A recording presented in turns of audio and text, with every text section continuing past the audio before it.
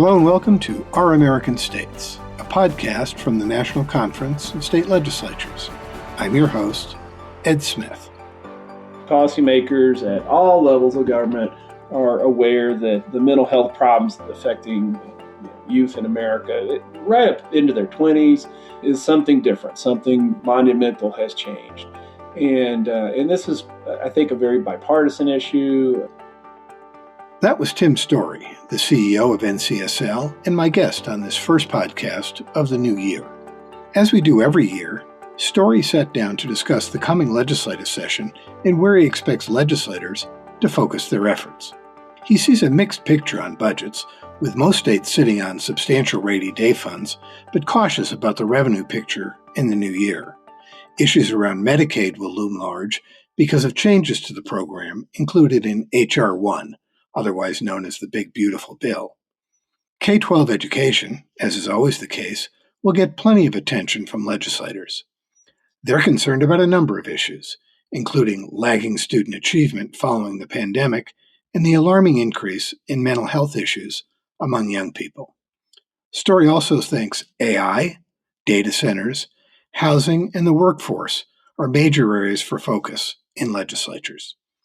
And not to be left out is the unprecedented attention to mid-decade redistricting that has taken a lot of attention in a handful of states. Here's our discussion.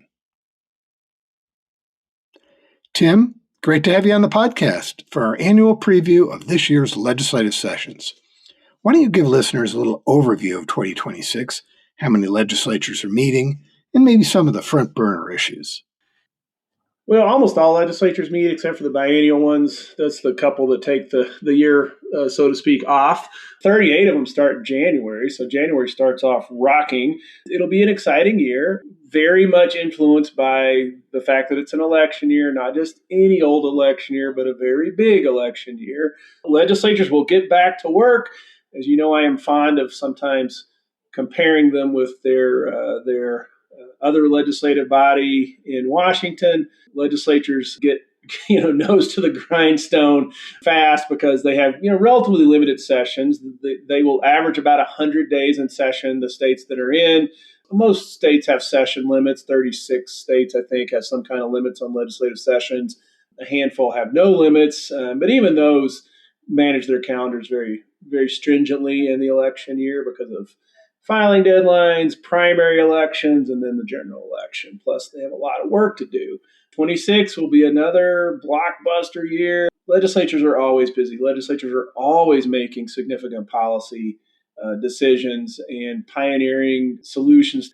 As our society continues to evolve, grow, become more complex, the nature of the economy changes.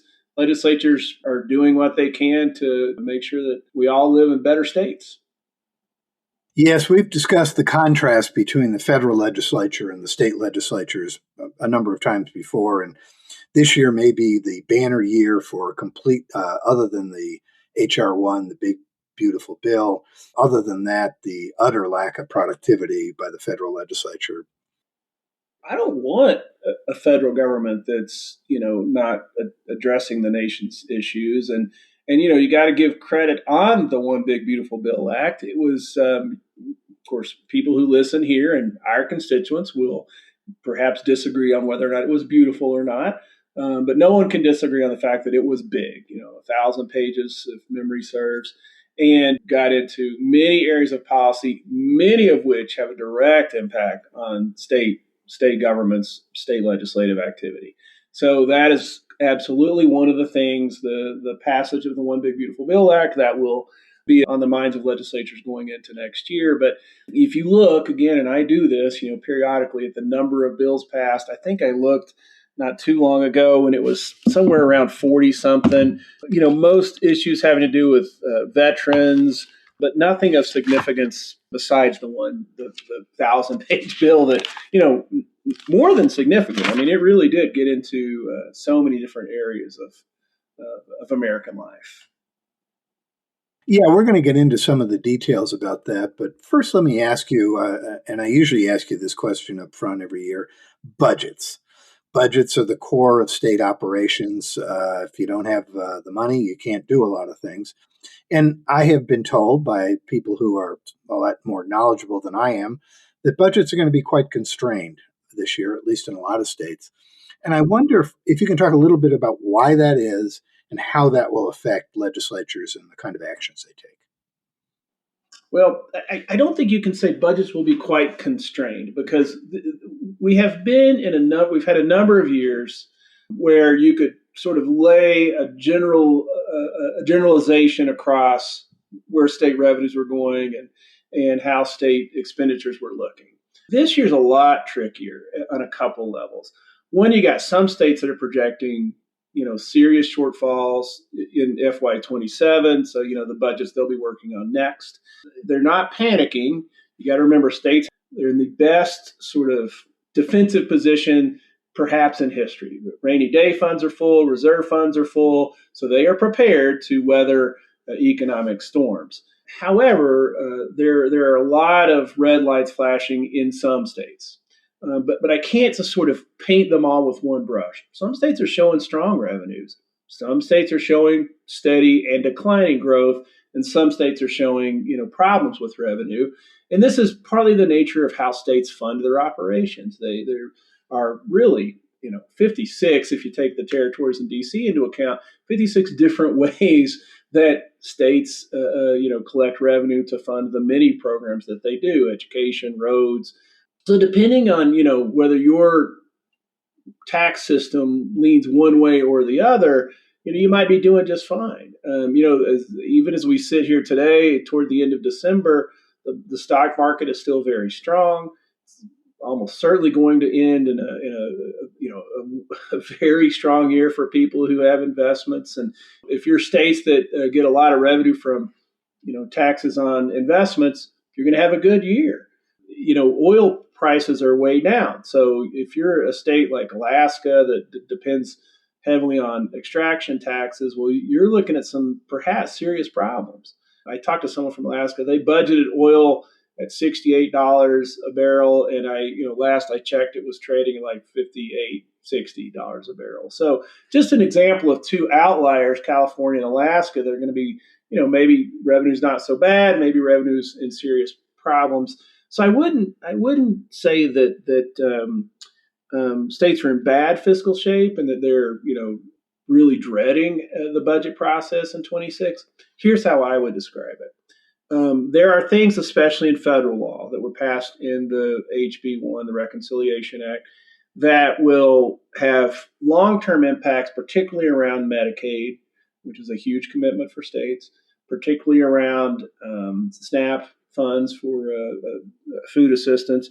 Some of the SNAP stuff hits now. And there's a lot of administrative costs around administering new provisions of the program in terms of eligibility and determining eligibility, monitoring eligibility for some of these programs, Medicaid, SNAP. But those are probably costs that they're going to be looking at in like FY28, FY29. So all the states know that there is a shortfall of funding coming on the big federal programs because the money is going to be less. The bill has cut funding. So there's a lot of caution. And I think that will be the word that in terms of budget making, caution, because of both long-term impacts and short-term uncertainty. Economists never know what's going to happen. They look at a lot of data and they have a pretty terrible track record, but because they guess really high, like the economy's going to be strong or it's going to be a disaster.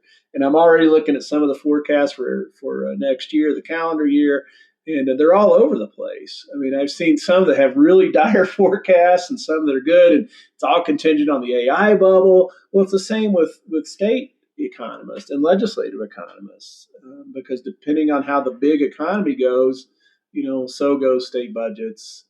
So caution, uncertainty, and inconsistency. Let me pick up on that Medicaid piece and how H.R. 1 is going to affect that. While there may not be a lot of budgetary effects this year, legislatures are probably going to have to start looking at a number of issues around that, work eligibility being one of them, provider taxes being another. Do you expect to see a lot of activity in that this year as they get ready for 27? 100%. I mean, there's still some education going on around what does this really mean? How does it affect our state? Because Medicaid populations vary greatly by state. Eligibility laws vary by state. It's an extremely complex program designed to provide medical assistance for the poor, but also provides a lot of medical assistance for the elderly because disproportionate poverty among elderly populations. And of course, it's intertwined with private insurance markets and health costs, because one thing that seems like they say death and taxes are certainties. Healthcare costs increasing seems to go in that category as well. Costs continue to go up, and that's for a whole variety of reasons. Expensive technologies, expensive medications, and labor shortage. Many of these, particularly in healthcare, the population grows and the population is getting older. I mean, now we are in the midst of baby boomers winding up with serious medical issues. There continues to be a serious workforce shortage among the medical professions. All of these things conspire to also play into the Medicaid program. So it will be a major topic of discussion in every state, whether you opted into the Affordable Care Act Medicaid expansion or not. It's still going to affect your state. Let me ask you about a couple of other big areas for state spending and legislative concern. Education, of course, is one of the big ones. I think we still see kids trying to catch up from the COVID learning losses, the issue around social media with kids, mental health of our young people, and more. I could go on. Where do you think lawmakers will focus in this area? The awareness of the problem is now a given. Policymakers at all levels of government are aware that the mental health problems affecting youth in America, right up into their 20s, is something different. Something monumental has changed, and this is, I think, a very bipartisan issue. There's no place that isn't affected by this. It's a rural issue. It's an urban issue. So I think there's a keen awareness of the problem, and it's been growing over the last number of years. This has been on our radar for a while. But now you're seeing states look at all kinds of factors, including social media, and starting to legislate more in that realm. That I think they'll continue to do that. You're seeing lawsuits around First Amendment issues, and of course there's no federal legislation on this. So this is something the states are pushing into, like banning phones in schools or taking phones, out for the school day devices. So it's I think it will. A few states have sort of moved forward, and now you're going to see more states looking to see, like, okay, what has Texas done? What has California done? Because I know these are two states that have legislated in the area. Florida, there's a number of them. So no, I think it's our most overused word is crisis. This is certainly a crisis. The data is startlingly clear. I will also say that it's a higher ed issue. I was just recently, this is just more of a personal connection. I was on a panel talking about higher ed, and a couple of people from, deans and presidents or whatever these people were from higher ed were saying this is one of the biggest issues we're trying to cope with because it's impacting learning and higher ed. And here's another oldie but goodie. There's a workforce shortage, getting qualified people to help, help in all these settings, whether it's, K-12, middle school, high school, and on into college and university settings. Major problem for the United States. AI seems to loom over so many areas, including the proliferation of data centers, electricity demand, effects on the workplace, privacy, and I could go on. There's been a lot of state legislation in the AI area, and now it seems the federal government is going to try to prevent states from legislating in this area. How do you think legislatures will grapple with the issue this year? Legislatures have been digging into AI and its impact on our economy, on our people, for at least the last 3 years, when it really became salient. AI has been around a long time, really sort of hits into the mainstream consciousness. I feel like in my lifetime, and I saw the fax machine come into the workplace. I saw the internet come into the workplace. I believe the experts who say there's no parallel to this. I'm sort of conscious as I hear myself say those words that there was someone in 1928 who's like, this car, or whatever the car came along, like this will be the technology that changes everything forever, and of course it did, and we adjusted as a humanity, and the same with smartphones, the remarkable leaps. Now people are connected the world over, and I think when you try to stack it up with these major society shifting, world changing technology leaps and innovations, I'm in the camp that there's perhaps nothing like AI. It's sort of putting a stake down, like this is the biggest of all those things. I think that's why every legislature, every policymaker, because they're also people who live in their communities who are hearing from everybody who are starting to see it, starting to see AI come into certain professions and job areas and certain IT coding, these places, and really have a major impact on people's jobs, people's lives. And then there's all the ways that we're interacting with it that we don't even know. Algorithms are being used to determine, how we relate to each other, how we relate in terms of commerce. Legislatures are looking at that. They are compelled and feel a call to address this because their constituents are pushing on them. And this isn't a red state or a blue state thing. We've seen AI legislation in more than half of the states. There's this other side, which is there are national security issues around development of AI. The President of the United States in particular issued a fairly unique executive order. He has called on the U.S. Attorney General to sue states if they enforce their AI laws. Now, I think from talking to legislators, I was surprised, and I've had a number of conversations with legislators in the past week or so about this, and it was almost like, well, our law's on the books. It's going to continue to be the law. Who has to comply with it, whether it's companies or whoever, they're going to comply with it. If we get sued, we'll go to court and we like our chances because of the federalism aspect of this. So I just did not get the sense that a tremendous fear rippled through from the executive order that came from the White House. I'm just going to say that. I think states are going to continue to study it, work on it, pass laws on it. There are political, elements to it now, particularly since President Trump has made a very strong stand opposing any legislation or regulation at the state level. So that might mean that maybe some of the pro-Trump states are a little more reluctant, but I think even they are going to continue to examine the impact of AI on society, as well as the impact of AI on state government. How do we use it? That's one side of it. So you asked about the executive order, about the federal order. By the way, NTSL is strong believers that states have been very responsible, listening to industry in passing the laws, and the Congress is just not able to do anything. I mean, I don't. There's all kinds of dynamics at play, and the interests are extremely well resourced. So Congress has been unable to act. So I think the states are doing well. I've been making a point recently that we all know that California has the fourth largest economy in the world.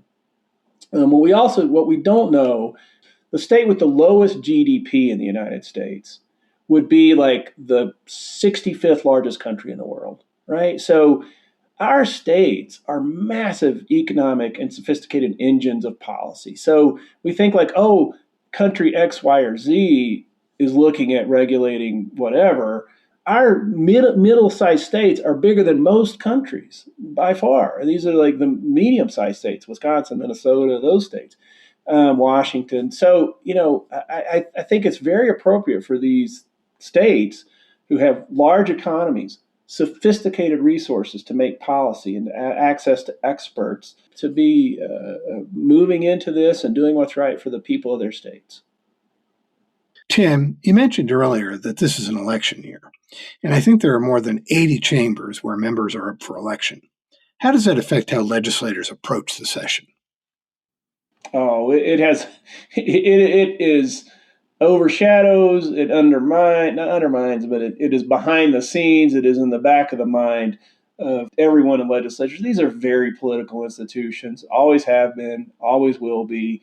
let's not pretend that politics don't have tremendous influence on the way policies get crafted. It is a monumental election year. There are 37 governor's races. So, this is the high governor year out of the four. There will be a special emphasis on the governor's races this year. Then you have well over 80% of legislative seats up. We have been in a stretch, which is to say the last 6-8 years, with below average change in state legislatures. The district maps have a lot to do with that. The two parties start with 45% of the vote, if not more. And if you're in a state where it's predominantly Democratic, you're just going to win the majority of seats. And then you probably have a map that leans your way. So we just haven't seen a lot of change between chambers in quite a while.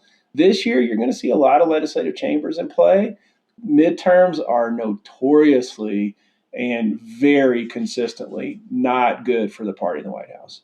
We know that the Republicans and the Trump administration political machine has to know that they start out with a handicap. They're wearing ankle weights in the sprint, and so they have to be more innovative, more clever, more active, spend more money, get their people out, whatever it takes. But they start out with a disadvantage. And you'd say that about the Democrats when Biden was in the White House or Obama was in the White House.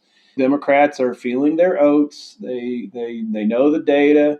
They've run the numbers. We've got very granular data now in terms of legislative seats and voting indices. If these midterm elections hold, and it's not just one off, it's the whole lot of them, they have not gone well for the Republican Party. If next November's midterm election looks anything like that, you're going to see a big shift towards the Democrats, and that will be in the back of their minds. Both parties and the people who are advocating inside the capitals on every decision. Kind of what's happening, what's going to happen. Is this an issue I might have a different hearing with, argument with next when there's a new legislature after November? Can I run the clock out in some cases? Do I want to run the clock out? I got to get this done now because it's going to be a different set of characters, a different cast after this election. So it is a major election cycle. We're less than a year out, but we're less than a year out, meaning that everything with a grain of salt. We'll see how things develop. As we sit here today, I think you're going to see some substantial change in legislatures, unlike we've seen in the last 3-4 cycles, 2-year cycles. So, Tim, redistricting is usually not a big issue in the middle of the decade, but it will be, or it has been in 2025, and will have impacts in 2026. I wonder what your take is on this. Is this a huge deal? If you look at the media, it's certainly a huge deal. Or is it more isolated to a few states and it may end up being a wash? I don't know. I really can't come to a conclusion. I'm going to go with answer B. I do think it's gotten probably a disproportionate amount of attention, level of ink, so to speak. It is somewhat limited to a handful of states. And in those states, it has been toxic. The administration has really insisted and encouraged legislative allies to do redistricting that put the Republicans in a better spot. There's no mystery about that. And the Democrats then looked at their opportunities. And of course, California did something that I thought was just extraordinary. I would have never imagined they could put something on the ballot, turn that around as fast as they did. Clearly, it has agitated the energy on both sides. Mid-decade redistricting wasn't even in the nomenclature, wasn't even in the lexicon just 20 years ago. I remember when it first started, I was, of course, steeped in the redistricting process and very much involved in that at the time. This is something novel. We have not seen it, so also a reason to pay a lot of attention to it, to see, are we going to keep doing this? And I think, I've talked to many legislators, including some who have voted for these bills and some that have voted against these bills. They're not enjoying this. This is not something they have an appetite for. I think that this might be an interregnum of doing this. It's going to be very difficult to have a a fix, like a national fix to this. It'd probably take a constitutional amendment of the United States Constitution, which is unlikely. Supreme Court has made it clear that this is legal, so there's nothing unconstitutional about it as it's happening now. There are some state questions, state challenges, and then sometimes the maps get into other issues like voting rights issues. So those will continue to be litigated.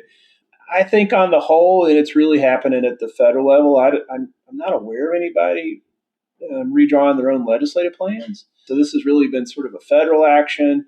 And at the end of the day, if either party gains 5, 7 seats, I don't think that's going to be the difference. It's not insignificant. I'm not just going to brush it off as a nothing burger. It's major, particularly in these states where it has taken a lot of energy. And I worry about the institution when lawmakers focus on these hyper political issues that really tend to tear them apart. I mean, I've seen some of that in some states. Of course, Indiana has been very well publicized, and you just hope that the relationships can heal when these kinds of issues tear them apart. Yeah, I think that's an excellent point, that the legislatures themselves and their ability to get all these other important things done, introducing this level of partisanship into what is already a pretty partisan situation, seems fraught. It's gasoline on the fire, It's these legislators. I like to believe, and I have lots of evidence that they work well together. But when something is, this just raw, hard, bare knuckle politics. I hope it just doesn't leave a mark that doesn't heal quickly. There's plenty of other policy areas that legislatures will focus on without quite so much attention as it is to redistricting and some other things. Workforce issues, you mentioned those earlier, and the cost and availability of housing are two of them. And I wonder if you think there's going to be a lot of attention paid to those by legislatures this session. 100%. Absolutely. It's interesting. We talk about some of these things which are, headline grabbers, and they lead to fascinating conversations. But what people really care about, their jobs, the prices they pay for the things they need, and buying a house, having a place to live. This is like Maslow's hierarchy. This is what people are worried about. It's what people are thinking about every day. And I like to think that our system of representative democracy, legislators are aware, and because they live in these communities, they're very connected.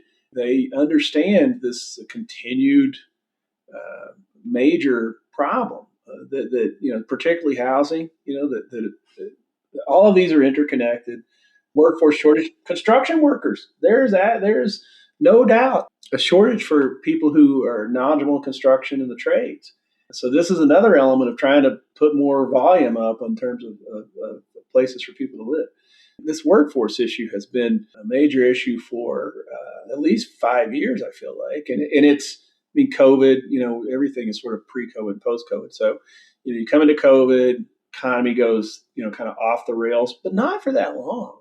Think about it. We were sort of parked for 9 months, 12 months, and then roared back. And now the problem is finding qualified people. It's very niche, not all professions, not all occupations, not all jobs, but continues to be a major drag on the economy as well. And then housing. There's no index you can look at and say that we have enough housing. It should be a number one issue. And we talk about other things that are kind of more sexy and salient, but it's a massive deal. It's a massive problem. Those are core issues for sure. I do know one area of the workforce which does not have a problem. There's no shortage of podcasters in America. I know that for sure. Influencers, we need more influencers. Influencers, there you go. Well, Tim, as we wrap up here, I have touched on fewer policy issues than maybe I usually do, because there's all these other redistricting and Medicaid, that kind of thing. But are there other things you think are going to be particularly important this year for legislatures to take on? Thing that everybody's talking about, and you just barely touched on it because we kind of went a different direction, but this data center and electricity, supply, demand, infrastructure, I mean, I'm just starting to kind of get my head around it, and it's very bright light clear that this is something almost every state is grappling with. And it's such an interesting tale, and there's some really good work on it of how the consumption around AI has just suddenly ramped up. And, because energy planners, I mean, they do a pretty good job of planning long term and understanding the energy needs of their communities as they grow. And we've invested in so many forms of energy over the past a number of years, and our use of natural gas has just gone up exponentially, as well as other sources of energy, wind and solar. Now you've got nuclears. Again, there's a lot of discussion of expanding nuclear resources. So I don't know. I put that data center thing. I just feel like there's going to be, every state's going to have bills looking at data centers and regulating them, because then they got all these NIMBY issues around data centers. We didn't talk specifically about K-12 education, and it's the biggest thing the states do. Always has been, will continue to be. I mean, I know we talk a lot about Medicaid and healthcare, but let's not forget that half of the budget's going to education. And the mental health issues are big in problems for education. Workforce, having enough people to be in schools and teach children, this continues to be a problem in many places across the country. And then the damage that was done after COVID. Clearly, the data shows that it had a major impact, and there's catch up that has to be done. And educators are trying to come up with creative ways, working with their lawmakers on, are there different ways to invest or expand in certain areas for certain populations. So, math and reading proficiency is not where it is supposed to be. So, K-12, major issue. And we could go on and on.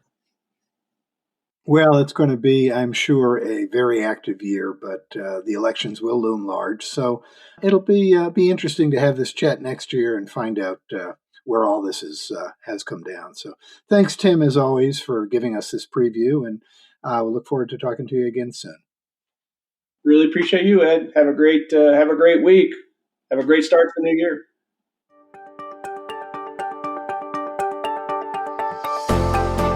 I've been talking with Tim Storey, the CEO of NCSL, about what to expect as legislatures convene in 2026. Thanks for listening. Search for NCSL podcasts wherever you get your podcasts. This podcast, Our American States, dives into some of the most challenging public policy issues facing legislatures. Our occasional series, Across the Aisle, features stories of bipartisanship. Also check out our special series, Building Democracy, on the history of legislatures.